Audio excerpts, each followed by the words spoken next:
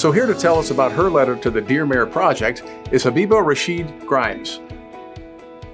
Good morning. Again, my name is Habeebah Rashid Grimes. I'm the CEO of Positive Education Program here in Northeast Ohio. We're a child-serving nonprofit that delivers mental health and educational services to young people who are struggling with significant mental health needs. We provide those services in school-based or school-type settings that deliver educational services, specifically special educational services and mental health services. And we deliver those services in the community, in addition to training and consultation supports, with hopes that children will receive their services and have their needs met in environments that are typical for developing children. I was just going to ask you, what do you think is the most, the primary issue that the new mayor of Cleveland needs to address? So as you can imagine, given my role, the most important issue to me is mental health for young people in this region.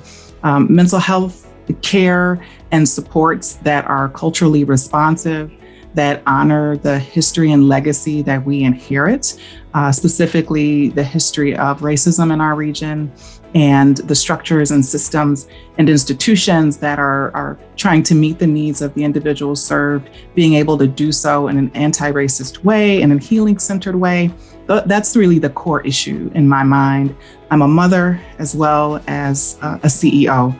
I'm a partner to my husband, and it is so essential that we provide supports and resources that are honest in how they address the inheritance that we have here in this region. And can I ask, what do you think is the top thing or maybe the first thing the new mayor needs to concentrate on, right off the bat? My hope is the new mayor will engage the community right away in a very open and, again, receptive and honest dialogue that uplifts the needs that community members bring to the table. And I think that's most essential for community members who are young people, young adults, our adolescent community, and even our elementary and middle school aged youth, their families, especially those who are living in communities that have been left behind by some of the efforts at progress in our city. Those voices need to be engaged in a meaningful and action-oriented way, such that there are not just promises made, but actual true listening, receptivity, engagement, so that those folks have seats at tables where decisions will be made, and service to healing. I think that our region and the young people in it are in need of deep healing in order for us to achieve the wider and larger goals we have for our city. Just one last question, Habeebah. Why did you participate in the Dear Mayor Project?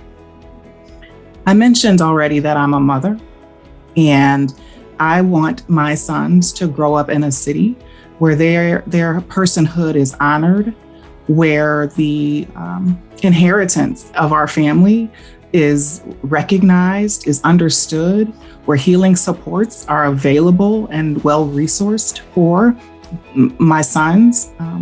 My husband and I, we're the descendants of enslaved people. Our great-grandparents and grandparents moved to this region seeking safety, seeking opportunity. And we can see here many years later that there is still much work to be done. In order for me to recommend my sons stay in this region and share their gifts and brilliance with this region and with this city, I want to see the city honor their being and the healing of the community from which we are a part that is needed. And as a resident, it was so important to me to lift up these needs for healing and hope and restoration of the community that I'm part of. Well, those are some pretty personal and powerful reasons to contribute to this project, and thank you for doing so. And if you'd like to learn more about what Habeebah is talking about here, please read the letter. A lot more details in there. Thank you so much for giving us this overview. Thank you. Take care. Have a good day. You too.